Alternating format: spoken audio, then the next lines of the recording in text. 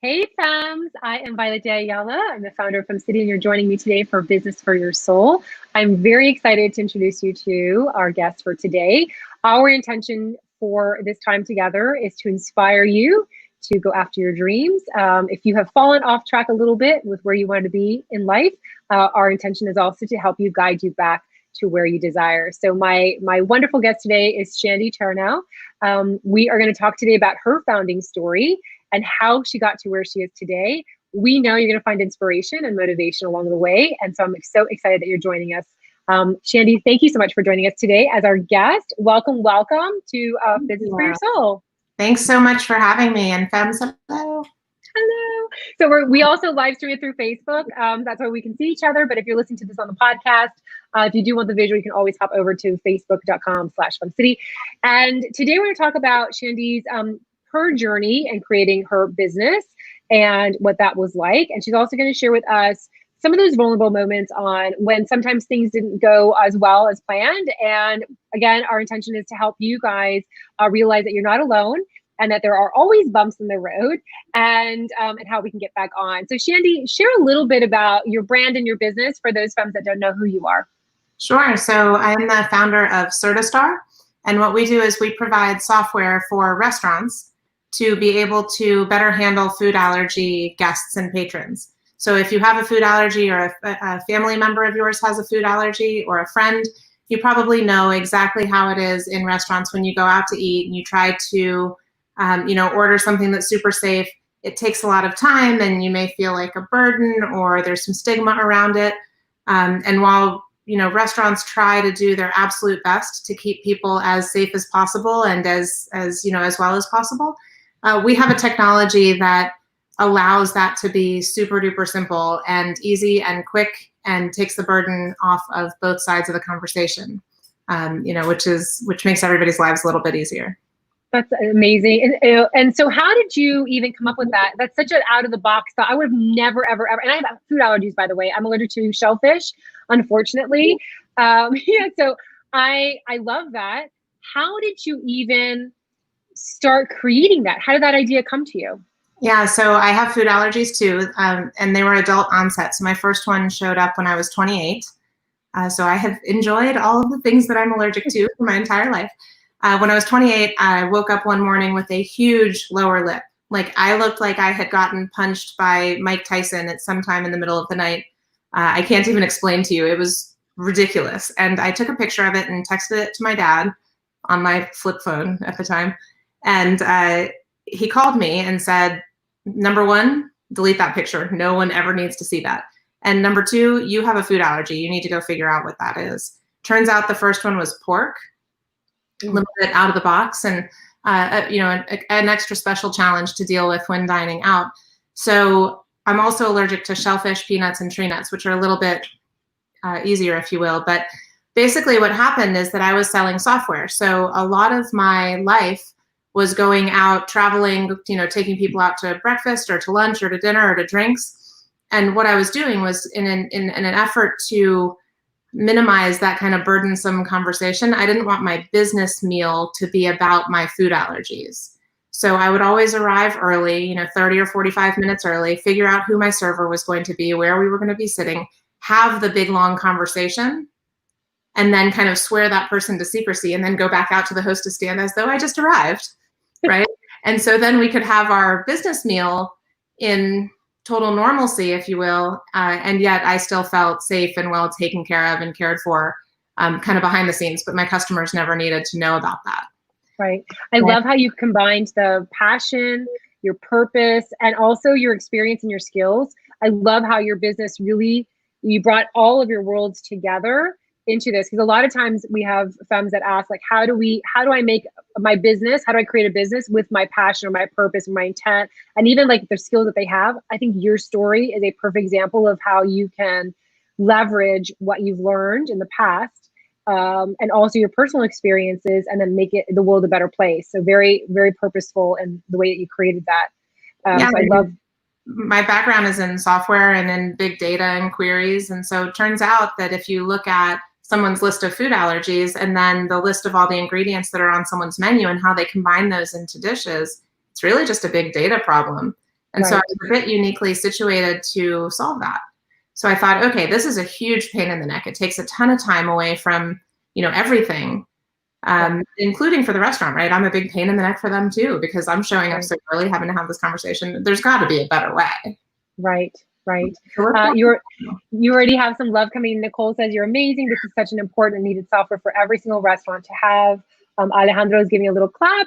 So thank you so much for joining us. And I think sometimes when women hear your story or they see how successful you are right now, they most likely will assume that everything just fell into place naturally.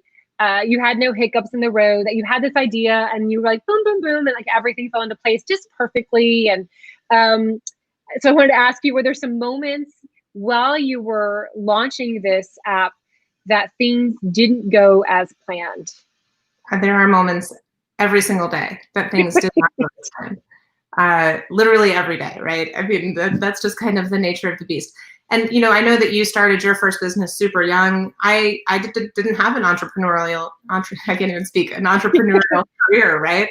I've always worked for other people. And then this idea came along and, okay, let's do that. And every single day there has been a lesson of something that I didn't know and something that I, need to go figure out. And there's nobody to tell you, especially at the very beginning when it's just you or just you and one other person. There's nobody on the staff to go figure out how to do something in another state or to go figure out sales tax or to go figure out, right, whatever. It's all you and your Google machine. Like, let's go figure it out on our own and then, try to find somebody to confirm that whatever it is that you find is right.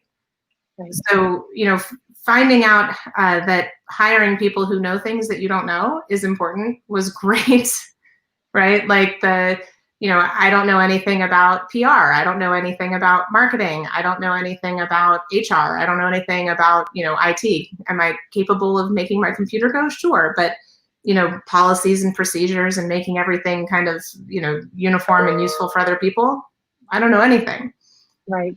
And so finding people who have those skill sets, even if it's not what you intended to hire them for, and making use of those is super duper important. Absolutely.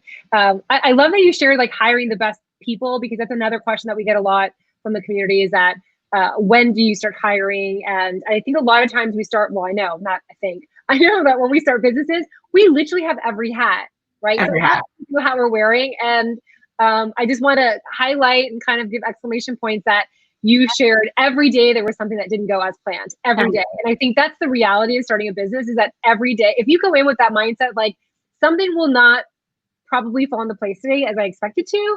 And if you go in with it like that, then you are a little bit more prepared. I think you develop a little more grit. At least that's what happened to me. Like you said, every day it was like, oh my gosh, that again. Oh my gosh, I can't believe it. Like, why can't one day just be like completely like perfect, like seamless? But that's not the reality of starting a business. It's amazing how many things happen, kind of in those hats, if you will, right? And you have no idea what's going to happen. You write your to-do list in the morning and you may not check anything off that you intended. Right? Not one thing, because the phone starts ringing and stuff starts happening and people need things and the emails are coming in and, the day is over and I didn't do anything I meant to do. I guess we'll do those tomorrow. Right? Exactly. Like, kind of the nature of the beast when you don't have, 500 people or 1,000 people or, like you're a really big company. But I mean, we actually started as an education company. That was our intention, was to go out and educate people and do it customized and, have restaurants kind of get certified, thus the CertiStar. And I was frustrated one day with, creating all the questionnaires that we had to do in order to do that education and the slides and all that stuff. And my brain's a little ADD. And I'm a software guy, right? So I created a little prototype and we went on a beta visit to a customer, to go do the education. And I said, hey, can I run something by you real quick, to this restaurant owner? His name's Paul, he's amazing. And I showed him the little prototype and he said, if you want the honest truth, he's a super, super, super straight shooter. He's like, the training is great, but until somebody mandates me to do that, but that I'd pay for. And I was like, we're a software company, neat, right? And that's what happened. Like from one day to the next, we went from one to the other. I love that. And again, what you're sharing right now is something that I see over and over and over again, where women spend so much time. And I talk about women because that's all I work with women, and I have for decades, is that they will start a business and not realize that it will probably pivot. It will most likely change. The money that you get will most likely come from another revenue stream. The logo you created will probably change along the way, the website, all that stuff. So I love that you share that. And I love that you also, some sort of intuition or guide where it made you ask that question. Yeah. And then he responded. And then you just, boop, like just changed it. It was like, okay, that's the direction I need to go. You followed your gut, you followed your intuition, which again, I think is another key part of being an entrepreneur. It's like you have to, right? Yeah. I mean, you've got to ask advice, especially about stuff that you don't necessarily know or feel comfortable about. But it can't be, you know, decision by committee about things, right? It's got to be, all right, let's move. You know, I try to encourage everybody on the team to fail fast, right? Sure, go try that. But if it's going to go sideways, let's make it go sideways like today. Yeah. You know, not like 6 months from now. So go try something, but don't invest so much time in it that it then becomes, you know, that sunk cost thing, and we feel like we have to stick with it because we've spent so much time. No. Yeah. Absolutely. And Dan says, one thing that's constant is change. And Nicole adds, queens of the pivots. Absolutely. I think even like during COVID-19, I've been really impressed by so many women in my life that were quick to pivot, right? And some of us took a little bit longer to figure out, okay, like how do I start pivoting in this new way? But I think that pivoting is part of the entire evolution of every brand. Every brand has gone through that. And if they don't, then they end up falling behind, you know, like they just become irrelevant. So I think it's always, again, it's not easy, but that's just the story. And if the more we talk about it, the more people like you share your story, the more it makes us feel like, oh, okay, I'm doing well. If she had to pivot and she had to change and things didn't work out, I'm okay then too. I'm on a good path. So I love that you shared that. What was your biggest lesson in launching CertiStar? Biggest lesson? Probably that I don't know anything. That's kind of the overarching, what I've learned is that as much as I know about the things that I know about, the world is a far broader place, you know, than that. And so there are just so many categories of things and so many different perspectives, and, you know, the ability to try to put yourself in someone else's shoes and work from that perspective so that you can have a good conversation and, you know, say things that are meaningful to them is so super important. If you don't mind, just to go back to the pivoting thing, I think you mentioned COVID and women, and I think one of the things that's been so super interesting to watch the shift of during this time has been that all of a sudden it's okay to have kids and dogs and be at home. You know, everybody's being effective and working hard, and people are realizing kind of all the things that we've been intentionally hiding, if that makes sense. Not hiding that we have kids, but putting on this front and putting on this veneer that we're all so perfect despite all these other things. And now those other things are getting shown a little bit because everything's on Zoom. And I think it makes us all a little bit more human, which I like. I love that you shared that. So I was laughing. So when all this started happening, you know, a lot of the journalists on TV, they started working from home.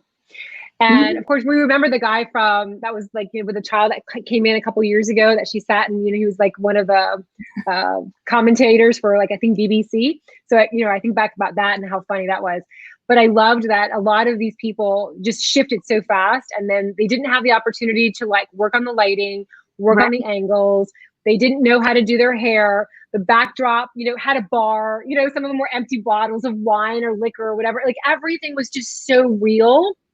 And I actually found so much reward in showing that they are humans also. They're just like us, like, you know, like the dogs barking or the kids coming in, or even like before she and I were in the green room and I was telling her that, you know, if the dog barks or someone comes in, like that's just part of today. And I love that you shared that, because I think it gives us permission to be imperfect and to be okay with being imperfect and to show up with like the gray hair. Right. That's exactly right. Yeah, I mean, it's really interesting, right? And I don't know if you've seen that Twitter account, the Rate My Room. No. Oh, yes, I have. Yes, I have. With all the commentators and the TV spots and everything, and it's really funny. Yeah, I love that you shared that. Yeah, we were talking in the green room before we were on. Shandee and I were talking about, you know, just like the dog, and he might be barking, and my dog might be barking, and I was telling her like I spray painted my white. Literally before I got on, I spray painted it because it's now like 2 inches of white, and now it's distracting. Now it's gotten to the point where it's like, I think people wouldn't be listening to us. They'd be like, what's up with Violet's hair? Why is it like 2 in the light? You look beautiful. Thank you. Thank you. What would you say to a femme that's listening right now and she's feeling like she's just about to give up on her business? Maybe it's a side hustle. Maybe it's just a business idea. Maybe it's just conceptually right now. And she's thinking, you know what? I don't think I have what it takes to move forward. What would you tell her? First of all, I would tell her that I feel that way literally every day. There's some point in the day where I'm like, oh, I'm a rock star. And there's some point in the day where I'm like, I need to quit, give up, and be done, right? Because there's no conceivable way I can be successful at this. And it's just keep going and just keep going and just keep going and ask for help. You know, I was talking to a friend the other day and they asked me, how many customers that you have came as referrals from other customers? And I said, well, I don't know that any of them have. And the question in return was, well, why not? Did you ask them to help you? No. Well, maybe you should. You're right. I should. Right? The ask for help piece is so important. Going back to that, I don't know anything. Yeah. You can't figure it out, you know, if you don't ask someone who knows. So, you know, work on the networking piece, join entrepreneur groups like this one, ask for help, ask for what you can't figure out, Google everything, because for sure there's somebody out there who goes, hey, did you know? No, right? And if you don't do that, then, you know, the road is certainly a bumpier one. And people, I think at the end of the day, want to be asked for help. Right. They want to help you. They want you to be successful.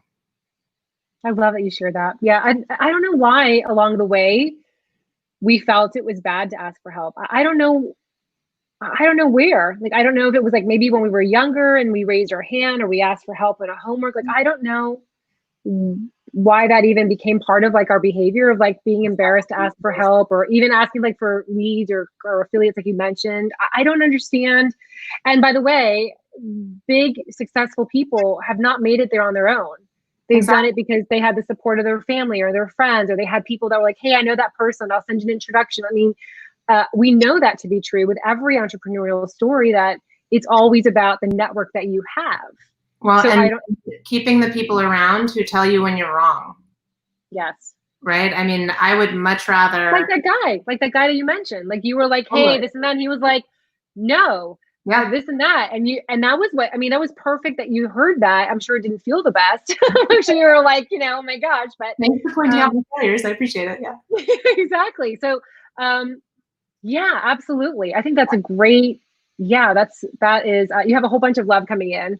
Marnie says so true. Nicole says amen.